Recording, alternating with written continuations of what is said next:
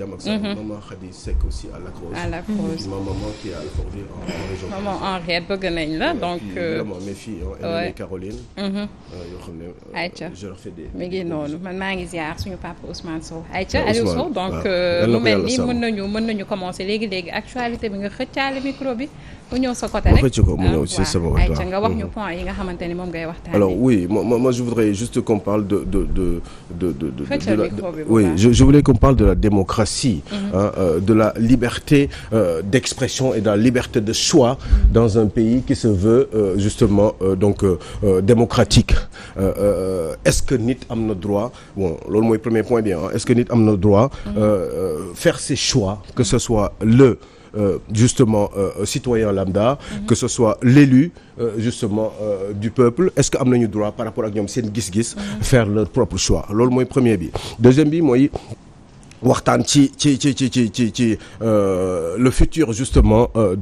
du régime de Macky Sall jusqu'en 2024. Qu'est-ce qui pourrait éventuellement se passer tant au niveau justement de l'Assemblée nationale que au niveau justement du gouvernement. Macky Sall ne fera pas de gouvernement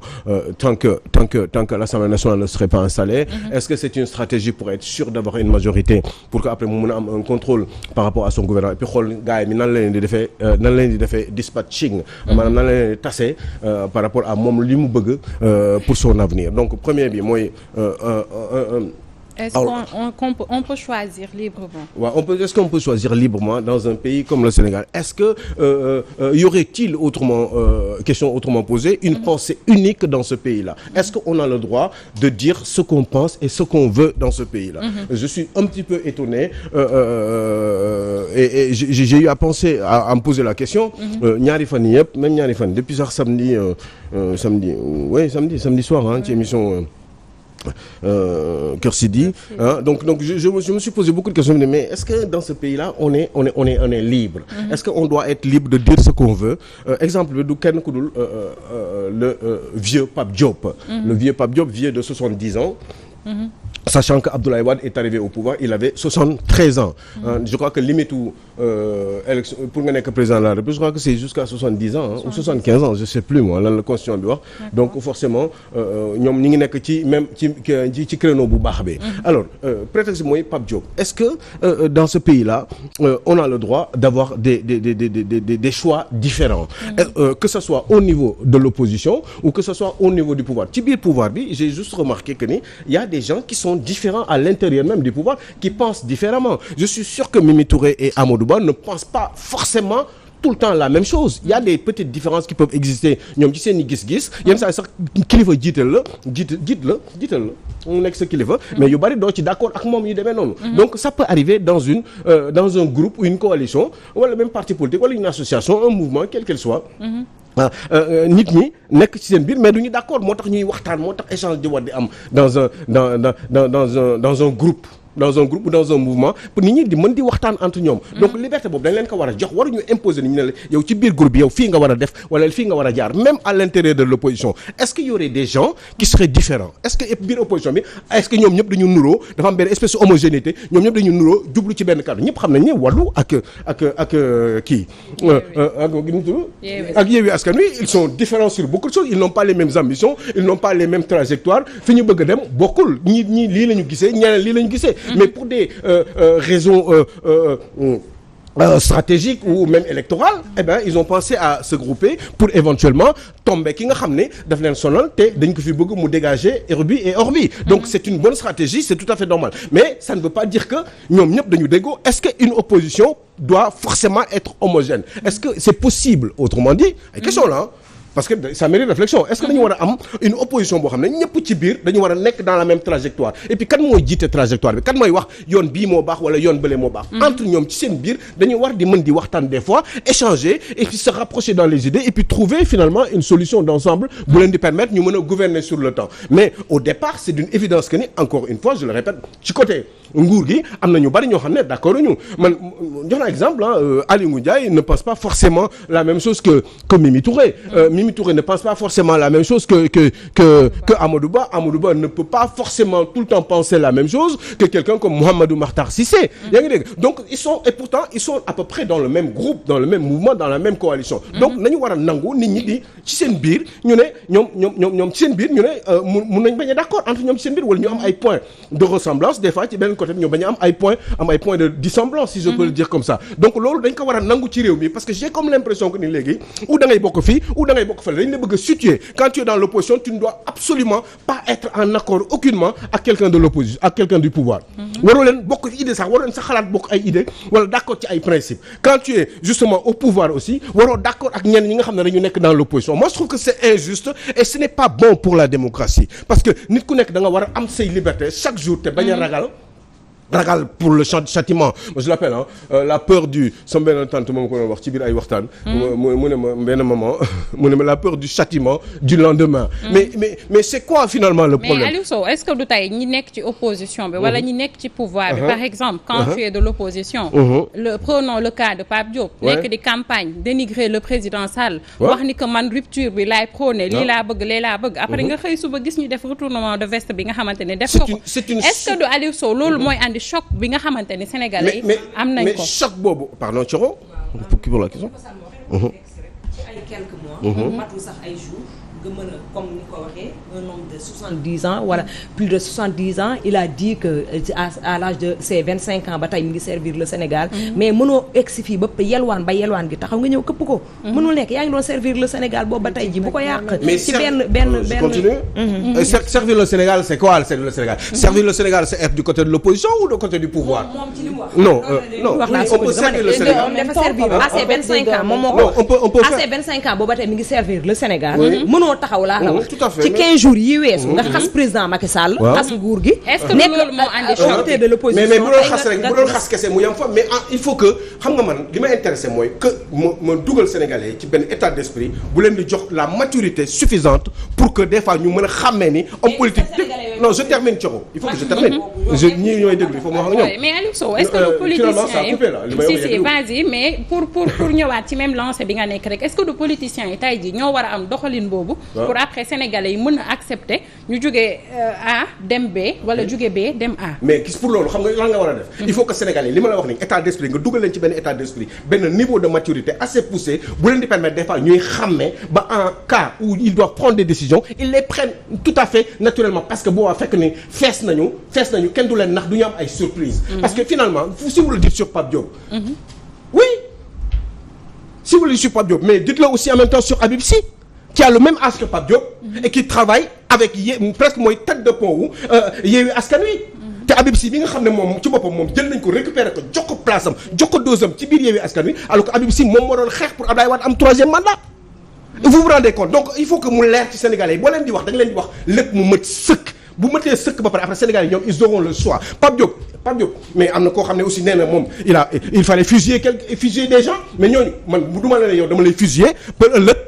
man dama lay fusiller ëllëg ma ñëw damay liggéey ak yow loolu tamit ça ne vous étonne pas non plus il y a des gens qui l'ont dit et des hommes politiques beaucoup plus jeunes donc yooyu boo koy wax da nga koy wax mu mët da nga koy wax ci fan mais loolu il faut nga koy wax Sénégalais yi ñuy xam di leen xàmmee ci biir xàmmee boobu bu ñuy màgg ñoom Sénégalais yi màgg pas ci at mais màgg ci xam-xam màgg ci ay connaissances màgg ci ay gis-gis bu boobaa ñoom dinañ am seen i choix te choix yooyu ñuy def après moom mooy régler entre guillemets homme politique yi boo gisee homme politique ñemee di def yenn yi c'est parce que en réalité ñoom seen bopp xam nañ ne le peuple n'a pas suffisamment de maturité pour que ñoom ëllëg bés bu ñu changer jóge ci benn côté dem ci beneen côté mais c'est curieux si nguur gi rek la affaire bi jaaxal gars yi mais man autant mu jaaxal ma ci nguur gi mais autant daf ma jaaxal aussi ci opposition bi parce que finalement man mënu ma ne dama bëgg changer réew mi ma ne système bi laa bëgg changer dafa am yoo xam ne dama ko bëgg a teg changer ko mais dil ak koo xam ne imaginez rek un cas par exemple le cas de Ndiaga Diouf Ndiaga Diouf dañ ko rey parce que dafa doon attaqué ak groupe am Barthélémy Diaz ci biir maireem fu muy liggéey tooñ ko ñu rey ko kenn xamul nu mu demee ba tey ñi naan dem nañ ay tànku nit ñi naan et cetera wax bu nekk finalement fan la ñu mujjee ñoom ci seen bopp doon xeex ba doomu jàmbur dee ci ba ay waajuram di ko naqarlu ñooñu tey ñoom ñoo dajaloo def seen coalition man loolu su ma ko xoolee nii ñoom bu ñu toogee ñoom entre ñoom lan la ñuy waxtaan. est-ce que yaa ngi ni dégg bu baax li ma leen di wax parce que man c'est ça qui m'intéresse ñoom bu ñu toogaatee léegi Ndiaga Diouf dee na. kenn xamul fu mbir yi di mujj ba tey waa kër Ndiaga Diouf am na ñoo xam ne seen tànk damm na am na ñoo xam ne gaañu woon nañu ci attaque boobu malsaine bi xam ne dañu ko def benn waay fekk ko ci meeram tooñ ko ay waa PDS yónni ko waa ñooñu nag tey si boppam waa PDS yooyu tey ji nii après ndeewu Ndiaga Diouf ñoom ñoo daje di waxtaan bu ñu toogee ak Barthélémy Dias lan lañ koy wax ñun ñoo yónnoon waa ji pour mu rey la pour ñu attaquer la. Vous vous rendez compte donc yooyu il faut que Sénégalais yi xam ko pour comprendre que ni ces hommes politiques en général ils sont tous pareils ils ne sont que dans des calculs politico-stratégiques te loolu pour nga comprendre ko il faut que ngay xool dans le fond ngay réfléchir en toute froideur et profondément parce que bu fekkee da ngay xool nii rek de manière aérée doo comprendre yenn yëre ngay gis te manipulation bi da lay dugg te da ngay gaaw a daanu. pour éviter ngay daanu nag del xool dans le fond mais di xool. ci côté yëpp bul xool ci benn côté rek parce que ñoom ñëpp la ils veulent tous le pouvoir et quand ils veulent le pouvoir gis nga ni mosoo dégg ñu lay wax ni ci ay télévision ni ñun bu ñu ñëwee ci nguur gi ñun man doole président dama koy wax. mais conséquences yi est-ce que du ki nekk ci pouvoir la nar a gën a ëppee que ki nekk opposition. mais non c'est normal aussi mais en même temps mais ki nekk ci opposition xam nga ki nekk ci pouvoir bi. mosoo nekk ci opposition bi mu nekk ci opposition bi bàyyi leen xel defal leen ko vaar li mu daan wax. c'est pareil et quand ils reviendront au pouvoir ils feront la même chose booy seet est-ce que di ngay gis ñuy kaas nii di kaas naan doole président dañu ko war a wàññi. man par exemple j'ai toujours pensé que ni quelqu'un qui me parle des prérogatives présidentielles que président de la République ni mu amee doole ci réew mi man que kooku man daf may intéressé mais gisoo homme politique ñi bëgg a nekk président di nga la dégg ñu ko ci waxtaan naan man su ma nekkee président man dootuma nommer aux emplois civils et militaires man kese par exemple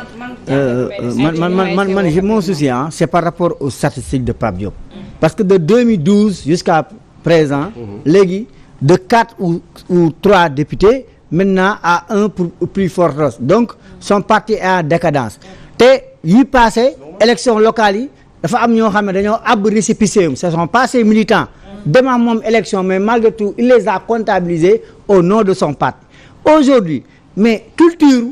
homme politique sénégalais est-ce que waruñu ko remettre en question mooy la culture de la démission bàyyi keneen ñëw jël parti yoom dem fonctionnaire mais léegi amul parce que c'est une question boo xam ne qui nécessite une réflexion que ce soit Idrissa Seck que ce soit Pape Diop l'avenir de la classe politique sénégalaise comme quoi que léegi waroon nañ def leen nag ku ci dem 3 élections wala 2 élections gañe woo nga bàyyi keneen ñëw jël sa parti xam nga loolu lu koy indi xam nga loolu la moo koy réglé waaw xam nga loolu la moo koy réglé mooy yi may wax nii muy leer ngeen leen di xàmmee boo demee ba xàmmee ku xàmmee du juum wala li muy juum du bari ñàkk xàmmee moom moo tax parce que ya fa am ay détails yoo xam ne duñ koy seetlu tey par exemple on pense que ni képp ku nekk ci nguur ku bon nga man mënuma ce n'est pas le cas. ouais non am nañu wax on pense que ni képp ku jógee ci benn côté dem ci nguur yow ku bon nga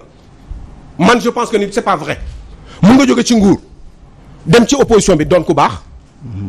moi je pense que Thierno Alassane Sall c'est quelqu'un un homme de valeur même bu fekkee ni il n'est pas très sympathique politiquement. Mais ça doit être quelqu'un de bon que je ne connais pas mais ni ma koy dégloo di ko analyser man pour man ci pourtant amul caaj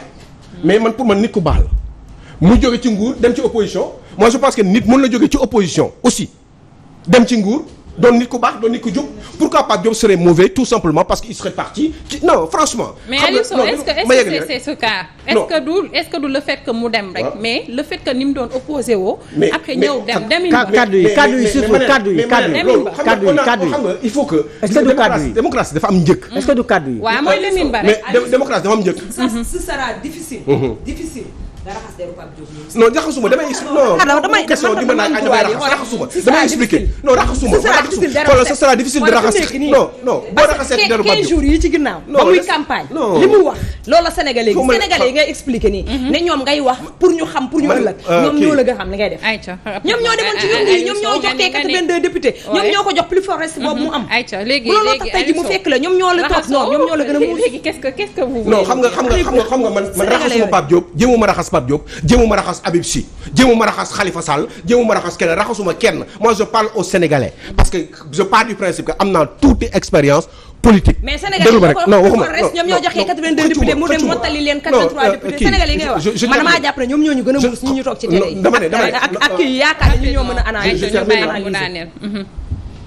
man Sénégalais là comme Sénégalais yi ils acceptent ce que je dis ou ils refusent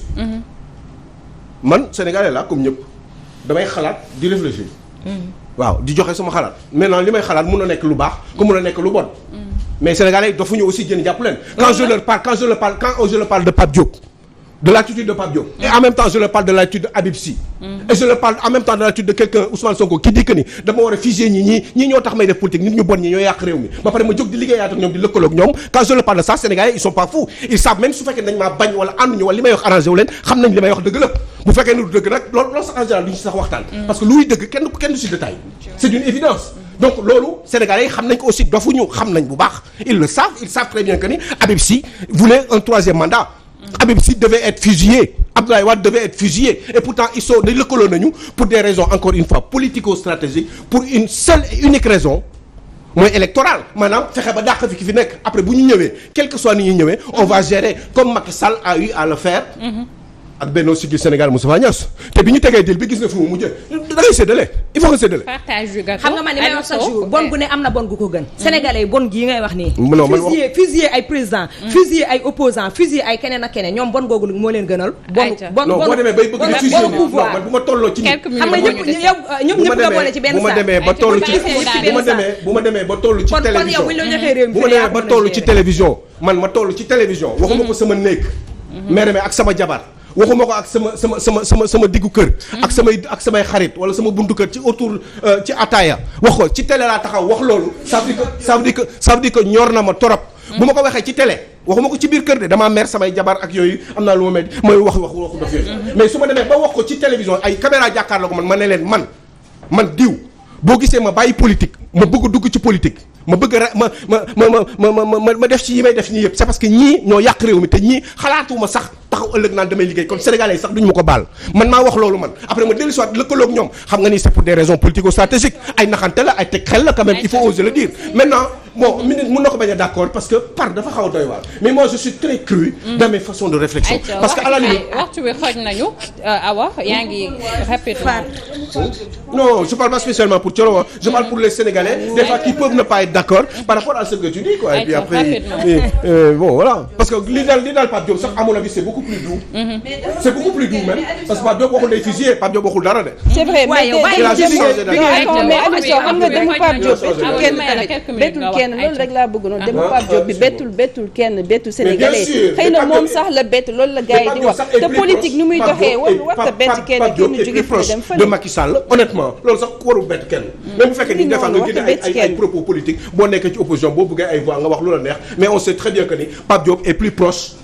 de Macky Sall on sait très bien que Abdoulaye Wade est plus proche de ak nu mu mënti demee est plus proche de on le sait on sait que Abdoulaye Wade est plus proche de Macky Sall même bu fekkee ne lëkkaloo na ak intercoalition ci Yewwi Askan Wi bu fekkee ne lu dëgg nag nit ku nekk xam nga yow sa tëraay bàmmeel ak sa xel ñëpp xam nañ ko loolu pourquoi duñ ko wax pourquoi on le dit pas non je crois que il faut qu'on ose dire la vérité mais booy wax dëgg da ngay wax ci fépp fépp bul sax am na xaj ak seen parce que booy ne xaj ak seen day mel ni parce que Sénégal moo ñu tax a jóg te Sénégal dañu war a xam man je veux bien man xam ne nag laa bëgg moo ñu ne ma li nga wax ne du dëgg mais Sénégalais yoo xam ñoo la gën a xam loolu la problème ñu dem ci deuxième point bi waxtu bi xoj nañu sax 10 heures jot na mais pour quelques secondes waaw c'était quoi déjà deuxième point c'était par rapport à gouvernement Macky Sall bi qu'est-ce qu'il va faire qu'est-ce qu'il veut faire comment est-ce qu'il devrait pouvoir se comporter pour avoir une stabilité pour les 15-16 mois qui lui restent je pense que ni il va essayer de s'organiser intelligemment te problème moom mooy nan lay choisir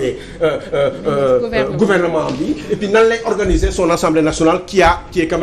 une majorité extrêmement étriquée parce que lii ci histoire politique Sénégal man lii rek a ma neex ci élection yi bi mu ñëwee ba pare lii moom si neex man mooy léegi opposition dootul amati benn majorité mécanique di def lu ko neex président bi di nelaw ba yandoor léegi dootul demee kii noonu dina am ay amendement yu bari yoo xam ne dina jóge ci liggéey parlementaire bi vous allez voir dina am ay amendement yu bari yoo xam ne ci opposition bi lay jóge duñu leen may dara et ça j'aime beaucoup parce que tey di ngeen gis ni taux d'absentéisme dina wàññeeku assemblée nationale parce qu'ils seront toujours obligés d'être présents ñoom ci biir assemblée nationale donc forcément équilibre bi ni mu mel nii man loolu rek a ma neex parce que man lii laa xam ci démocratie mu équilibre ay majorité écrasante moi quand je vois schéma en réalité cohabitation bi ñu doon bañ ñu jënte leneen xam nga sax cohabitation ce n'est pas véritablement ça coexistence non man je crois que il va falloir qu'il y ait une coexistence pacifique disons-le en wolof peut-être dëkkandoo dañuy dëkkandoo jéem a liggéeyandoo ñuy xoolante nag parce que léegi ëppale woo leen ma lu bari te am na yoo xam ne ñun buñ ko yuuxoo ci biir assemblée nationale dina feeñ dootoo leen permettre di def lu leen neex biir assemblée nationale et ça j'aime beaucoup donc Macky Sall président de la République il fera beaucoup plus attention par rapport ak yenn forces yi nga xam ne daf ko daan def et puis nañu bàyyi xel ci affaire Khalifa Sall ak Karim Wade parce que à un moment donné aussi il faut que président Macky Sall ak nguuram ñu wax ñu li xew qu'est-ce qui s'est passé ak Karim Wade ba mu toog pendant autant d'années ci àll bi mënul dugg Sénégal donc il y a quelque chose qui ne va pas nañu wax la vérité aux Sénégalais loolu au moins opposition bi tey dina ko gën a xeex dinañ ci coow bu bari ba nga xam ne dinañ ci waxtaan ba Sénégalais yi teg seen bët xam exactement ce qu'il en est véritablement pour le cas de Khalifa Sall aussi ñu jéem a seet nan la ñuy régler le problème pour que on se retrouve autour d'un seul et unique intérêt c'est l'intérêt de la République du Sénégal fexe ba développer réew mi parce que en attendant que ñoom ils sont en train de se chamailler avec les 40 millions de 4x4 avec des salaires de je sais pas combien avec des avantages à n'en plus finir eh ben ce serait bien que ni ñu marquer seen priorité sur carrément autre chose mooy sur l'intérêt exclusif des Sénégalais parce que les Sénégalais sont fatigués dañu bëgg a sangu ba set am ndox bu baax di naan ba mandi di lekk ba suur di sol lu rafet di dem di doxantu di bëggee di am jabar di am jëkkër nekk ci jàmm di sécuriser dëkk bi c'est ça qu'on veut et pour loolu intérêt homme politique yi nga xam ne ñoom ñooy nekk ci seen i calcul politico-stratégique man yooyu dama koy continuer di ko xeex jusqu'au bout parce que xam naa ni avec ces genres d'attitude là bés bu ñu ñëwee ci nguur gi aussi ce serait exactement la même chose donc je suis là pour préparer les Sénégalais pour qu'ils sachent qu'en définitive il faut absolument qu'il y ait un équilibre des rôles dans ce pays ñu xam ne président dañu war a wàññi dooleem le président ne doit plus pouvoir rapidement xoj nañu tata Penda mu ngi ñuy def signe est-ce qu'il est obligé d'attendre que assemblée installée wu pour mën a taxawal gouvernement. Il n'était pas obligé de le faire mais il le fait exprès. D'accord. parce que xam nga lu dara parce que day bañ dil ba yàqu assemblée nationale. il faut mu wóor que ni am na une majorité bu baax ba pare pour mën a xam nan lay lijjanti affaire bi gis nga foofu calcul mi ngi ñëwaat encore. donc ñoom ñëpp la. ils sont tous pareil waaye nag léegi ce qu'il faut faire c'est avoir des institutions solides. nañu ne léegi président de la République ndax dañu ñu ko xeexal assemblée nationale. dañu war a wàññi ay prérogatives dootul nommeeti moom kese aux emplois civils et militaires na ko partager ak assemblée nationale. mu proposer ko assemblée nationale bu ñu d'accord ñu xool caytu nit ki avant ñu jël même directeur général d'une société nationale. balaa ñu ko nommeeti assemblée nationale yii laa bëgg man. ñu dem waxtaan ci ak assemblée nationale. assemblée nationale validé. bu assemblée nationale validé wul mu am un système d'alerte tant que déggoowuñu. Macky Sall du valider nomination mais fii da ngay yeewu suba teel. ñu ne Salma Ibrahima Fall da ngay nekk par force directrice générale je sais plus moi société terre parce que tout simplement président bi yow da nga ko neex et que sans forcément que tu en aies les capacités et ça ce n'est pas normal donc yooyu la ñu war di waxtaan yooyu laa bëgg ñuy wax parce que loolu moo ci am solo